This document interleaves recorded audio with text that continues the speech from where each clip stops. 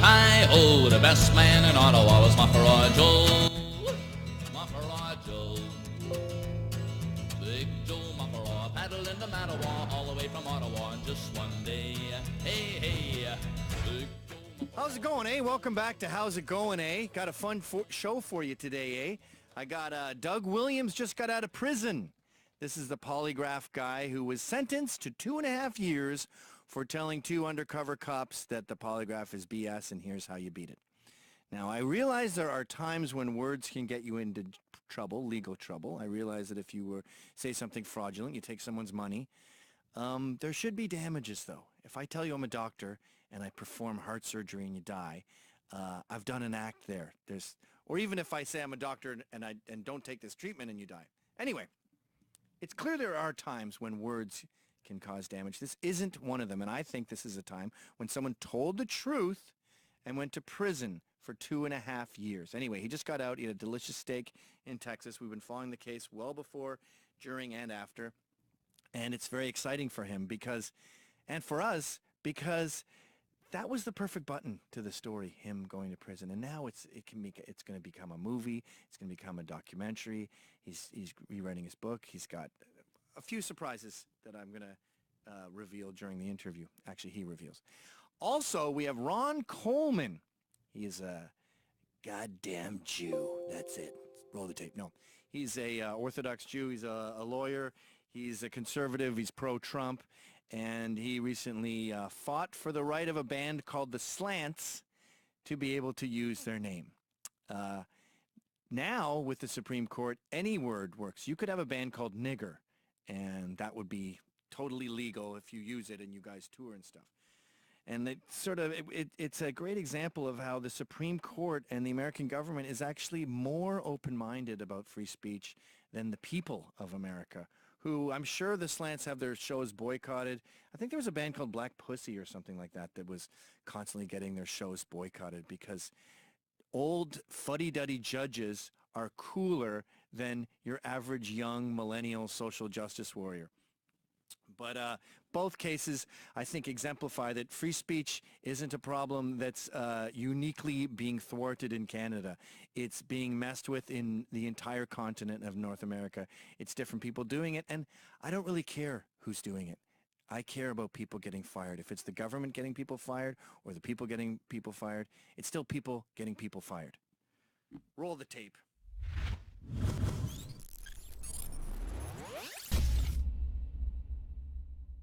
Heave-hi, heave-hi-ho. Hello, Mr. Coleman. Good morning, good afternoon, whatever. Well, that's the beauty of the internet. This could be 7 in the morning. The Slants case, you won that, right? You won all the way to the top U.S. Supreme Court. You're not allowed to deny registration of a trademark, U.S. government, because you don't like how it sounds. Is there any racial epithet that a band can be called that they could trademark? They could always be called it, and they could always have common law trademark rights, but now there is nothing the PTO can say. If you have trademark rights and you want to register that trademark right, there's no word, there's no exceptions, there's no carve-out. It is what it is. Well, we both have the word nigger floating around in our head as we discuss such a thing. We try not to have it floating around in our head too much, but if it has to float around, better in there than out here, that's for sure. So you could trademark that as a band. It is you could trademark it if you use it. U.S. trademark rights are based on use. If you have the nerve to use it, you deserve a lot more than a trademark. You deserve a conch on the head, then you're going to get one. Right. Well, Damon Wayans tried to copyright He tried to register it as a trademark. Black people couldn't have it. White people couldn't have it. Brown people couldn't have it. Now anyone can have it if they use it. If they use it, okay. Well, it's interesting because I come from Canada where we have the CHRC, the Canadian Human Rights Commission, almost have disdain for free speech. Because they go, well, and a woman at the CHRC actually said this. She goes, free speech is an American thing. We don't really do that here. And a lot of Canadian culture is based on, I'm not that. Well, it is an American thing. It's one of the things we do best. It comes at a cost. There's a certain amount of roughness, a certain amount of, lack of dignity that comes with it. But at the end of the day, it seems to be a very good ingredient for innovation, creativity, and I guess the other word would be freedom. Yeah, but culturally, both countries are the same. And if if there's a rumor that you're racist or a rumor that you're homophobic, the people will get you fired. The people will dox your boss, and social media will bombard him. And sometimes even the boss is relatively innocent. Like there was a tattoo studio where they had to fire this Proud Boy, and I think the boss said to the guy, all my clients are canceling. What do you want me to do? Should I go bankrupt? And the guy sort of went, I'll quit, whatever. You can say I don't work here anymore. That's the cost of that freedom. That stuff can happen. Well, I feel like I have to, someone who fights for liberty and freedom, I don't feel there's any difference in the two countries, and I want to fight the CHRC in Canada, and I want to fight the culture of oppression that you have in America. I think you've got a real uphill fight, because if you tried to get the First Amendment enacted in the year 2017, no chance. Zero. Yeah, that's a great point. So in Canada, it's 2017 just like it is here. I think a lot of people don't like the First Amendment in America, and they say that. They go, why are you giving these people a platform? They use the word platform a lot. Yeah, well, there are lots of formulations that come out of the formulation factory. That's one of them. People don't like it because they don't have confidence in their own ideas. Right. Well, you're an Orthodox Jew who's a conservative, and you fight for the freedoms of bands like the Slants.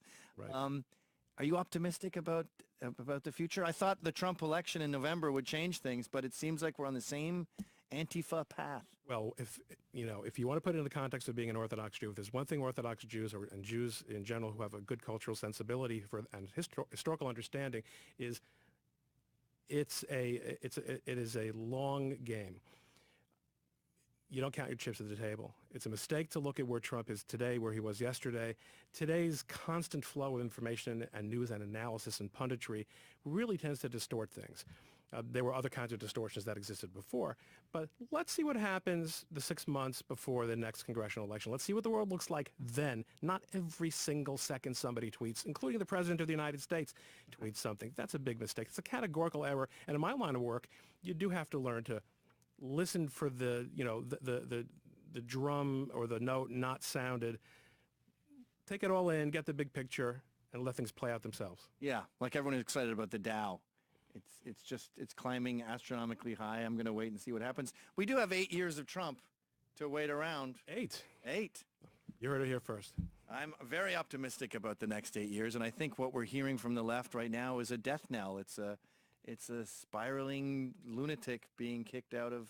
There are going to be major changes, and the lack of bench strength on the left in terms of anyone really under 60 or probably even under 70 who was a bona fide national figure.